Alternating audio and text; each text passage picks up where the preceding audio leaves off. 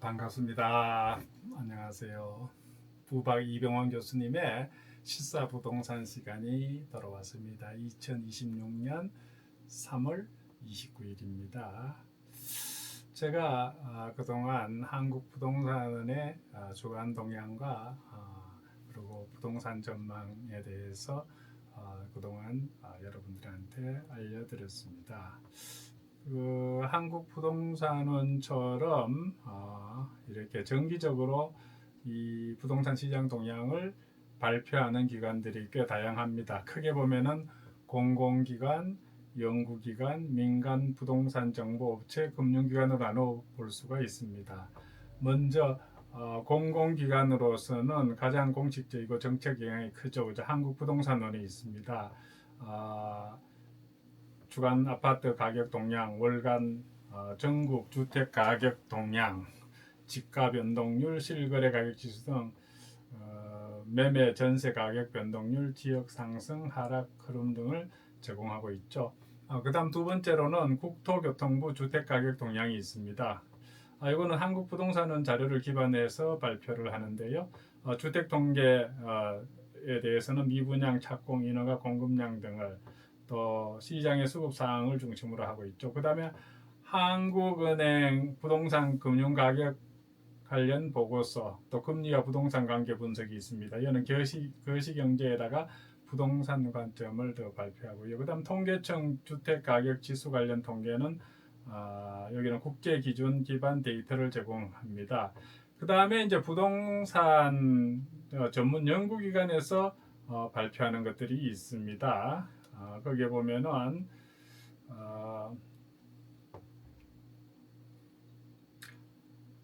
한국부동산연구원이 있습니다. KRERI. 여기 분기별 부동산 동향 보고서, 또 정책시장 흐름 분석 중심의 정책과 시장 구조 분석형 보고서가 나오고 있고요. 그 다음 주택산업연구원, 주택시장 전망, 또 공급 분양 시장 분석, 건설주택 경기 전망, 공급 사이클을 발표하고 있습니다. 그 다음 민간부동산 정보업체는 부동산 R114가 있습니다. 여기 주간 시세, 입주 물량, 분양시장 아파트 가격 흐름을 나타내고요. KB국민은행, 과거의 주택은행이었죠.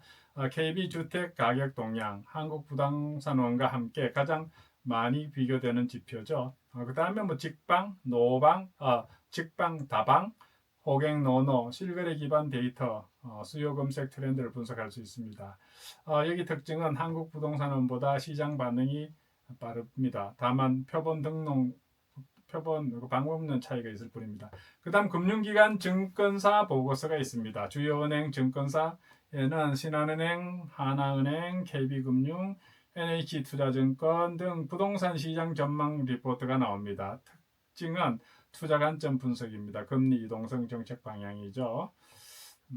그 다음에 발표 내용은 보통 무엇들이 포함되냐 하면은 여러분 부동산 동향은 하나만 보면은 안 됩니다.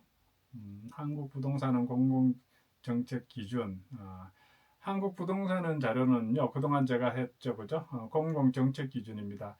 그 다음에 KB국민은행은 시장 체감을 반영하고 있습니다. 그 다음 민간업체가 빠른 시장 변화와 이걸 나타낼 수가 있습니다. 연구기관은 구조적 분석을 하고 금융기관은 투자 관점에서 합니다. 그래서 한국 부동산의 주간 동향은 공식 기준 데이터입니다. 그러나 실제 시장 판단은 KB 그리고 민간 연구기관을 함께 보는 것이 필수적입니다. 그래서 이번 주부터는 조금 방향을 바꿔서 보통 이러죠. 이 정권에 따라서 이 분석 보고 바뀌면 안 되거든요. 그런데 과거에 보수 정권 때는 한국 부동산원 자료들이 잘 맞았어요. 그리고 좌파 정권이 들어오면은요 KB국민은행 지표가 더 신뢰가 가요.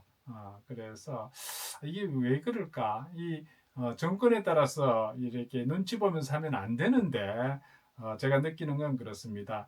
한국부동산원은 우파 정권 때는 한국부동산원 자료가 신빙성이 있었고 이 좌파 정권이 들어오면은 오히려 KB은행 자료가 더 신뢰성이 가는 것 같습니다. 그래서 한국부동산원과 KB 그리고 부동산 R114 차이가 뭐냐 하면은 데이터 출처 조사 방식 계산 방법이 완전히 다르기 때문에 발생합니다. 그래서 이 한국부동산원은 좀 보수적이고요. 그 다음에 KB가 중간쯤 가고 그 다음에 R114가 아주 공격적입니다. 그러나 제가 지금 보수적인 의견을 계속 드린 것은 한국부동산원의 주간 동향을 따르다 보니까 그랬습니다. 앞으로는 KB 국민은행과 R114 자료를 중점으로 여러분들한테 알려드리겠습니다.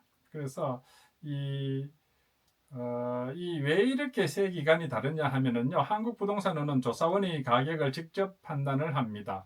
KB나 R114는 중개업소 시세, 호가를 기반으로 해서 작성을 합니다. 그래서 그런 게 호가 기준으로 하기 때문에 가격이 좀 막 다른 경우가 있죠, 그죠? 그래서 그 결과로 부동산은 한국부동산원은 실제 거래에 가까운 이미 거래가 일어난 거 KB와 R114는 시장 기대 가격을 반영하고 있습니다. 그리고 표본 규모 차이도 있습니다. 한국부동산원은 약 한 3만 3천 개 표본이고요. KB국민은행은 약 6만 2천 개. KB가 한 2배 정도 표본이 더 크죠, 그죠? 한국부동산원은 정확하지만은 정보가 늦습니다. 그리고 KB국민은행은 넓지만은 변동성이 좀 큽니다. 그래서 계산 방식 차이가 있죠, 그죠? 한국부동산원은 재본수 지수라고 그래서 기하평균이고 KB국민은행은 칼리 지수, 이제 산술 평균을 이용하고 R114는 튜터 지수, 총액 비교를 합니다. 그 내용은 여러분들이 그 뭐냐, 그거는 여러분이 개별적으로 챗GPT나 다른 제미나이 같은 걸 통해서 물으면 바로 나옵니다. 결과로 한국부동산은 재본수로 한다 그랬죠. 재본수 지수니까 상승률이 낮게 나옵니다. 그리고 KB은행은 칼리 지수로 한다 그랬죠. 평균 산술 평균 하기 때문에 중간 정도 나오고 R114는 튜터 지수 한다 그랬죠. 그래서 상승이 크게 반영이 됩니다. 그래서 이 한국부동산원은 사람이 조사하고 KB국민은행은 중개사가 입력 후에 그걸 검증을 하고 R114는 AI 분석 결과 R114가 가장 빠르게 변화를 반영하고 있다고 보면 되겠습니다. 그래서 실제 시장에서 나타난 차이가 같은 시기인데도 결과가 다르게 나타납니다. 그래서 한국부동산원은 상승률이 낮게 나오는 경향이 있고 KB 국민은행은 중간 정도 그리고 R114는 가장 높거나 변동이 큽니다. 심지어는 한 곳은 상승, 다른 곳은 하락 동시에 이렇게 나올 수가 있습니다. 이번 주도 보니까는 제가 보니까는 한국부동산으로 쭉 해오다가 보니까는 KB와 R114는 서로 다르게 나타나더라고요. 그렇게 이런 원인 때문에 그런 차이가 있다는 것을 여러분이 알겠어요. 여러분들이 투자하면서 하고 싶다면 이거 한 3개 정도는 기본으로 보면서 하시기를 바랍니다. 그리고 수급 지수도 서로 다릅니다. 한국부동산은 조사원의 5점 척도를 이용하고 KB국민은행은 중개사 업소의 3점 척도로 합니다. 그래서 숫자 자체 비교는 크게 의미가 없습니다. 그럼 앞으로 어떻게 해석해야 되나? 정책 판단은 한국부동산은 기존 정부 규제와 세금, 정책 영향을 보시고요. 시장 분위기는 KB를 참고해서 일반 투자자 체감 흐름을 여러분이 볼 수가 있고 실제 상승 하락 속도는 R114를 참고해서 가장 빠른 시장 반응을 보시면 되겠습니다. 그래서 어느 것이 맞냐 틀리냐 그게 아니라 한국부동산은 기준선이라 보고 KB는 그냥 체감 시장이 어떠냐 보고 R114는 선행 신호라고 보시면 되겠습니다. 그래서 세 개를 한국부동산은 국민은행 R114를 동시에 여러분들이 보시면 좋겠습니다. 그래서 한국부동산원은 좀 정보가 늦지만 정확합니다. 그러나 KB는 현실적입니다. R114는 빠르고 아주 민감합니다. 그래서 이번 주부터는 제가 한국부동산원이 아니라 KB국민은행과 부동산 R114 자료를 근거로 해서 주간 부동산 동향을 여러분들이 알려드리고 서울 권역별 가격 전망을 여러분들한테 알려드리겠습니다. 그러면은 KB국민은행과 부동산 R114의 자료를 근거로 해서 최근 주간 부동산 동향을 보면요. 전체 시장 흐름은 최근 주간 기준 흐름 봤을 때 매매 시장은 약보합입니다. 그리고 일부 지역이 상승 일어나고 상승 전환을 했고 전세 시장은 상승세가 지속되고 있습니다. 특히 서울 핵심지입니다. 거래량은 저점 대비 점진적 회복, 또 심리는 좀 관망하는 제한적 매수 유입이 있습니다. KB국민은행 기준의 특징은 시장 체감 흐름이라 그랬죠. 강남권 중심으로 상승 신호 확대, 중저가 지역은 아직 약세, 매수 우위 지수는 중립이다. 그래서 소폭 매수 우위다. 그래서 한국부동산은 기준으로는 이 강남 지역에 많이 빠지고 있다. 하락한다고 계속 나왔죠. 그러나 국민은행과 R114에 의하면은 이미 이제 바닥을 지났다. 그래서 초기 회복 국면에 있다고 보면 되겠습니다. 그 다음에 KB국민은행 기준으로는 시장 바닥 통과 후 초기 회복 국면에 들어갔다는 거고요. R114 보면은 좀 빠른 시장 반응이 있다 그랬죠. 일부 인기 단지 실거래 상승, 또 재건축 단지 중심 상승폭이 확대되고 호가가 상승되고 있다. 그래서 거래가 이제 따라가기 시작했다. 그래서 선도 지역이 먼저 상승하기 시작했다. 선도 지역이 뭐 강남 지역을 얘기하죠, 그죠? 그래서 여러분들이 판단하기에는 현재 시장은 바닥에서 초기 상승 진입 단계에 있다. 금리 안정 공급 부족이고 금리 안정과 공급 부족 그리고 강남 중심의 회복이라는 거죠. 그래서 서울 권역별 부동산 가격 전망을 보면요. 먼저 강남권, 강남 서초, 송파는요. 현재 흐름이 KB에서는 상승 전환했다. R114에서는 상승폭이 지금 확대되고 있다고 보고 있습니다. 특징은 재건축에다가 대형 평형 강세로 이제 거래 회복이 빠르다는 겁니다. 그래서 앞으로 전망은 상승이 지속되고 바로 이 강남 지역이 서울 상승의 핵심 축이 이르죠. 그래서 강남 지역은 지금 5점 별 5개 중에 한 별 4개 정도 리딩 역할을 유지하고 있다고 봐야 됩니다. 그 다음 마용성, 마포, 용산, 성동은요. 현재 흐름은 KB에서는 보합에서 상승 전환했다고 보고 있고 R114에서는 일부 단지 상승하고 있다. 특징은 이제 한강변에다가 신축 선호 실수요가 강합니다. 앞으로 전망은 완만한 상승의 상승률은 별 5개 중에 3개 정도. 강남이 먼저 오르면 따라 강남 후행 상승이 있다는 얘기죠. 그 다음 노도강, 노원, 도봉, 강북은요. 현재 흐름은 KB은행은 약보합, R114는 하락 둔화. 한국부동산은 자료는 이쪽에 노도강 쪽하고 막 강세라고 지금 오르고 있다 그러는데 현재 KB와 R114에서는 약보합 내지는 하락 둔화되고 있다. 특징은 이 대출 영향이 크죠. 투자 수요가 약합니다. 여기는 대출 해주면 사고, 대출 안 해주면 하기 때문에 대출을 그동안 유인이 많았죠. 15억까지 6억이었습니까? 그게 이제 어느 정도 이제 급매물도 거의 소화되고 뭐 그렇다고 보면 되겠습니다. 그리고 앞으로 전망은 보합에서 제한적 반등 상승률이다. 그래서 별 5개 중에는 별 2개 정도로 지금 보고 있습니다. 그 다음 서남권 양천, 강서, 영등포는요.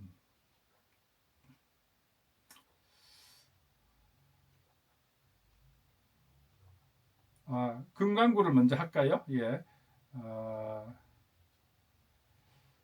금강구, 금천관악 구로구를 보면은 현재 흐름을 보면은 KB는 약세 유지한다고 보고 R114에서는 일부 하락하고 있다는 겁니다. 그 특징을 보면은 산업단지 영향과 전세 수요는 유지되고 있다. 앞으로는 약보합 지속 상승률로 봐서는 별 5개 중에 2개다. 라고 상승 탄력이 약하다는 거죠. 아까 노도강도 회복 속도가 느리고요. 그다음 서남권 양천, 강서, 영등포는요. 현재 흐름은 KB에서는 보합, R114에는 일부 상승으로 봤습니다. 특징은 목동 재건축 기대죠. 그리고 마구 여의도 영향이 있습니다. 앞으로의 서남권 전망은요. 선별적 상승입니다. 상승률은 별 5개 중에 3개 정도로 보고 있습니다. 재건축 지역 중심 상승입니다. 여의도와 목동 얘기를 하는 거죠. 그래 전체적으로 보면은요, 강남권은 상승이 지속되고 시장을 주도하는 걸로 나와 있습니다. 그리고 마용성은 완만한 상승과 실수요 중심이고요. 서남권은 선별 상승되고 여기는 재건축 변수가 있죠. 저기 목동과 여의도죠. 그 다음에 노도강은 보합 회복이 지연되고 있습니다. 금감구는 약보합 약세가 지속되고 있습니다. 그래서 현재 시장 구조를 보면요, 강남에서 마용성에서 기타 지역 순서로 상승이 확산될 조짐을 보이고 있습니다. 또 전세가 상승되고 있죠. 이거는 전세가 높으려면 나중에 매매가가 상승되는 매매 상승 전이가 시작됐다. 그래서 R114 부동산 R114가 먼저 상승 신호를 줬고요. 그 다음에 KB가 그것을 따라가면서 후행을 하긴 하고 있습니다. 그래서 서울은 이미 강남에서 상승이 시작되었고 그 파급이 점차 확산되는 초기 상승 국면이다. 지금 그 매스컴에서는 강남 매덕 떨어졌다고 그러는데요. 막 그렇게 하는데 그러나 이거는 제 의견이 아니라 이미 KB와 R114에서 이분들은 실제로 그 부동산 중개업사하고 직접 조사하는 거기 때문에요. 그냥 정치권 눈치 보면서 뉴스에 나오는 그런 것보다는 이것이 좀 더 객관적이라고 할 수가 있습니다.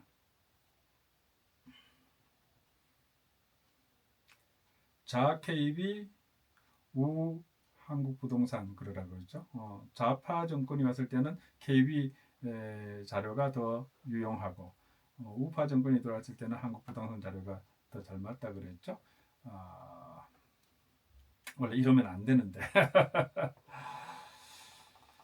그래서 2026년 서울 부동산 시장을 한 번 더 살펴보면요. 오늘부터는 제가 한국부동산원보다는 KB국민은행과 부동산 R114 지표를 보고 한다고 그랬죠.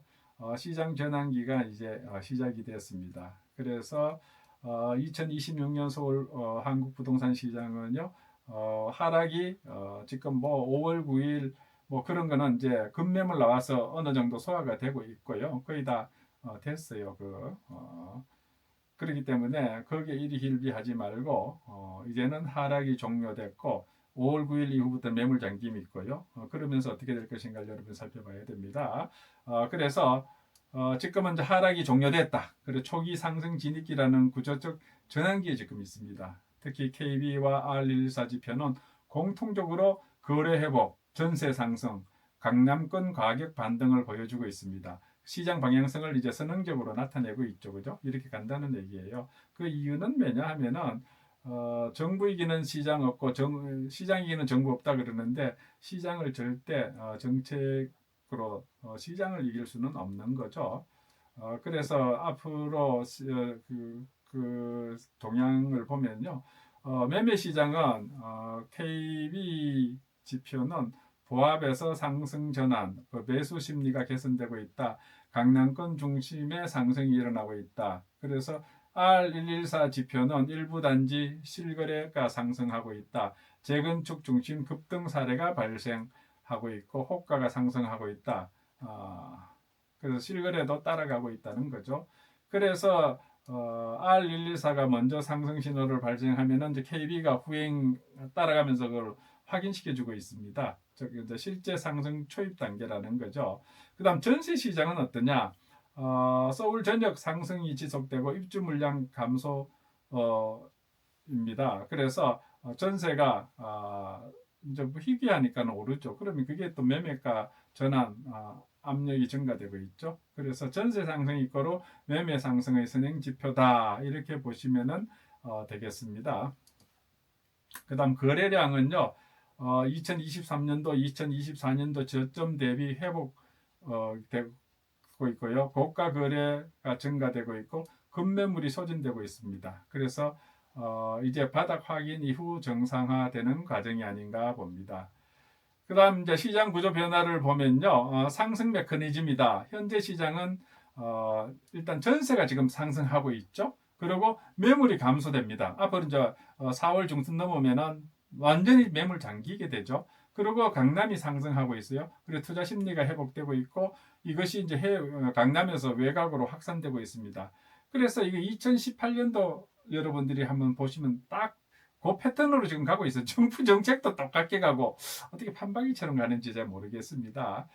그래서 과거 상승기와 동일한 패턴. 근데 과거 문재인 정권, 노무현 정권에서 봤을 때는 이렇게 중과세 때리고 막 이렇게 하면은 하여튼 보유세 놀리고 이렇게 하면은 결과는 아파트 가격 폭등이 왔습니다.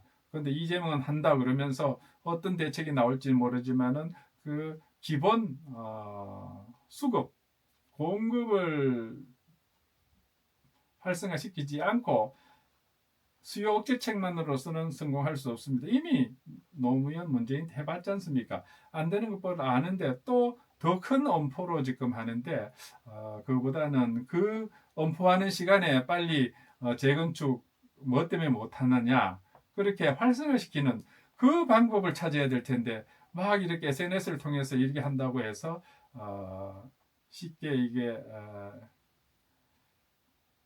그 뜻대로 되기 힘들다고 저는 생각합니다. 그래서 과거 상승기와 동일한 패턴을 가고 있기 때문에 한번 두고 볼 일이죠. 하여튼 노무현 문재인도 똑같은 정책을 똑같이 썼는데 실패했다는 걸 참고하시기를 바랍니다. 그리고 금리가 고점 통과를 하고 있다는 인식이 높아지고 있습니다. 그래서 대출 부담 완화가 기대되고 있습니다. 그래서 결과적으로 그렇게 되면 매수 심리가 회복될 거라는 거죠. 그리고 지금 이제 공급 구조를 보면은 입주 물량이 턱없이 부족하죠. 그죠? 또 정비 사업이 지연되고 있습니다. 참, 그 재건축, 재개발을 왜 빨리 하지 않는지를 참 그 이제 규제가 많아서 그렇지 않습니까? 그죠? 그래서 지금 구조적으로 공급 부족이 지금 한 올 2026년이죠. 27년, 28년, 29년, 30년까지도 풀릴 기미가 안 보여요. 그 인허가 건수 같은 거 보면 되잖아요. 그죠? 아파트는 빵이 아니라서 1, 2년 만에 만들어낼 수 있는 게 아닙니다. 그렇기 때문에 정부에서는 정책을 할 때 구조적 공급 문제 해결하지 않고서는 백약이 무효입니다. 그래서 서울 권역별적으로 한번 분석해 보면요. 강남권, 서초, 강남, 송파 지역은요. 상승 전환으로 되었다고 KBS 확정시켰고요. R114에서 오히려 상승 전환이 아니라 상승 확대라고 이렇게 지금 보고 있습니다. 그 상승 요인이 뭐냐 하면은 재건축 기대, 또 고가 자산 선호, 똘똘한 한 채죠, 그죠? 그래서 자금이 많이 유입되고 있다. 그래서 강남 지역은 강한 상승이 지속될 것이다. 이 상승률 별 5개 기준으로 했을 때 별 5개입니다. 이게 서울시장 방향이 이제 강남 쪽에서 오르면 다른 데 같이 오르지 않습니까? 지금 강남권, 강남 서초 송파는 상승 지속 상승률이 별 5개 중에 5개로 지금 나오고 있습니다. 그다음 마용성, 마포, 용산, 성동은요. KB 국민은행에서는 상승 초기라고 했고 부동산 R114에서는 일부 상승한다고 되어 있는데 특징을 보면은 실수요 중심 한강변 프리미엄이 있습니다. 그리고 이 마용성의 전망은 안정적이면서 상승률이 별 5개 중에 4개제로 지금 나오고 있습니다. 별 4개. 그다음 서남권 양천, 강서, 영등포는요. 시장 상황은 보합이고요. 보합에서 상승 준비를 하고 있다. 변수는 목동 재건축 또 여의도 개발에 달려 있습니다.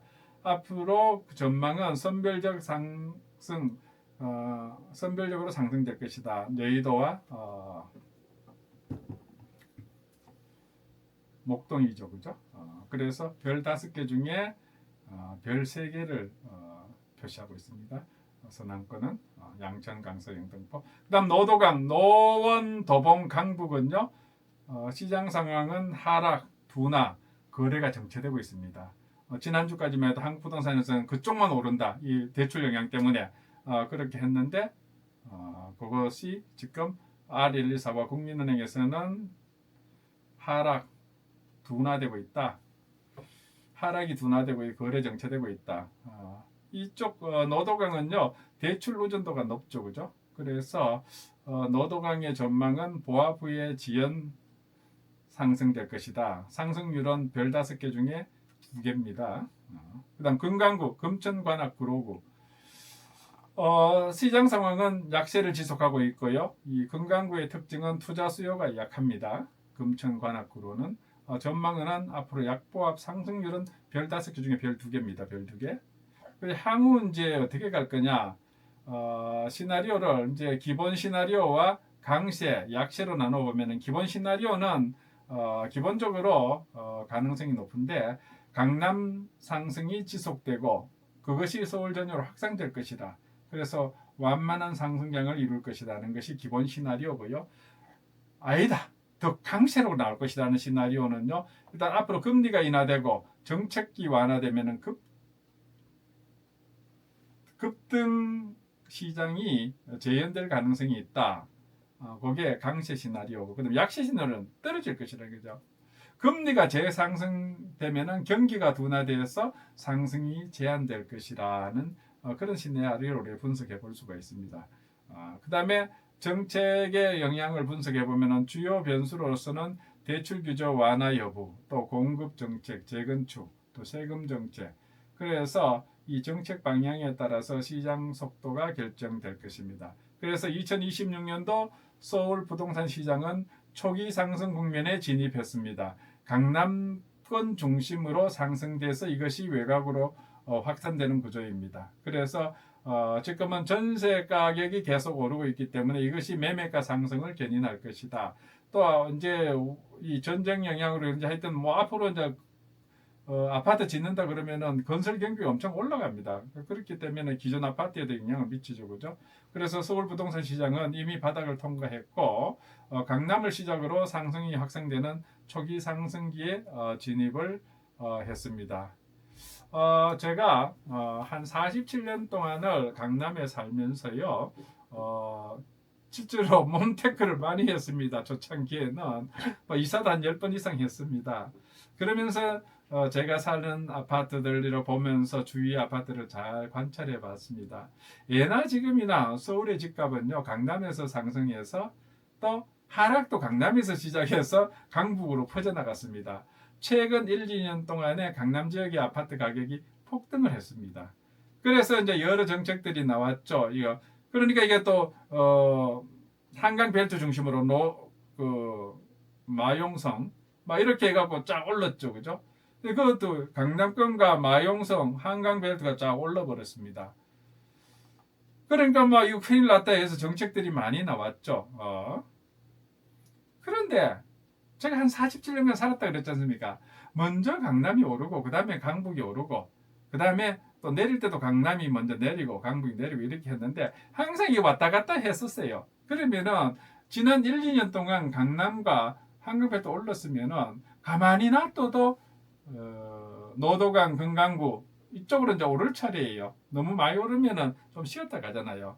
그런데 정치에서 이거 강남 한강벨트 잡겠다고 해갖고 대출을 15억 이하만 6억 해주고 25억까지는 뭐 4억을 해주고 그 다음에 25억 이상은 2억만 해준다. 이렇게 해갖고 그래서 저쪽에 노도강 금강구 쪽이 아파트가 좀 올랐어요. 그거는 정책 때문에 그렇다고 보다 뭐 대출을 해가지고 이용하고 인위적으로 했지만은 가만히 놔둬도 항상 이렇게 퍼져나가고 그랬습니다.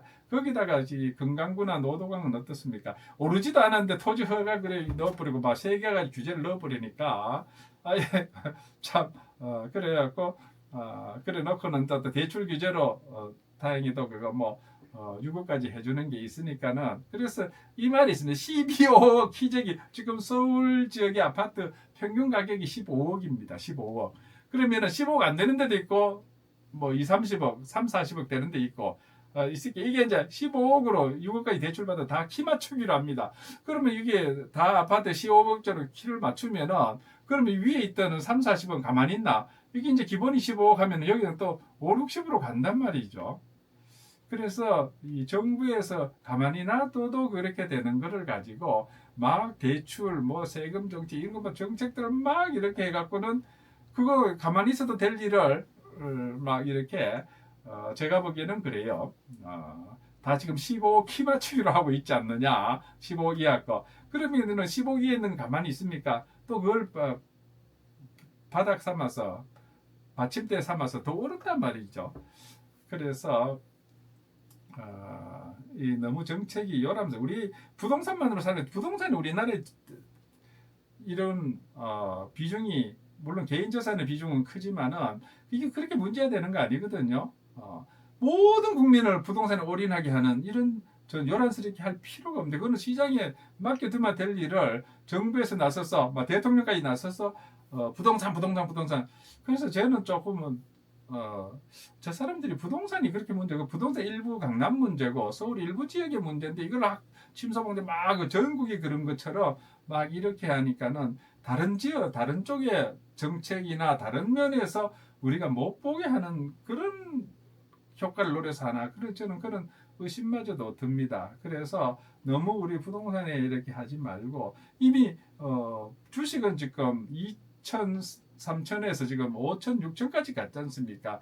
거기에 오히려 관심을 갖고 뭐 이렇게 하도록 해야지 막 이렇게 온 부동산 망국론을 펼치면서 이렇게 하는 것은 아니다. 그래 자기 일가구 일주택 똘똘한 채 가는 거는 정책이 그러니까 그렇게 가는 건데 그거마저도 이제는 너 똘똘한 한 채 갖고 있는 그것도 너 적폐 이제 막이라 그러더군요. 그렇게까지 하면 안 된다. 그래서 소는 누가 키웁니까? 아니 임대 주는 사람이 있어야 임차할 거 아닙니까? 어떤 일가구 1주택 다 만들어 버리면은 전세 그러면 처음 초년생이라든가 무주택자는 서울 들어와 살 수를 없습니다. 그러니까 이게 다 1, 2년 만에 된 게 다 그게 이 시장 원리에 의해서 다 온 건데 그걸 너무 인위적으로 정책적으로 강압하면서 이렇게 하는 것은 맞지 않다고 저는 생각합니다. 그래서 최근 강남 지역이 급매물이 나와서 아파트 가격이 내렸죠, 그죠? 그리고 강북 지역이 올랐다 그랬죠. 그래서 토지 허가 거래 지역이라든가 조정 대상 지역, 투기 지역 등의 이 정책 때문이라고 대부분들 생각하고 있는데 이거는 내가 정책 때문이 아니라서 강남 지역은 쉬어가고 있고 그 사이에 비강남 지역이 올라서 나중에는 이를 바탕으로 또 강남이 또 한 번 또 오를 거란 말이죠. 그런 점을 잘 유념해서 부동산 투자에 성공해서 좀 더 나은 주거 환경을 획득하는 여러분들이기를 바라면서 이상 부박은 부동산학 박사란 얘기예요. 부박 이병훈 교수님의 시사 부동산이었습니다. 감사합니다.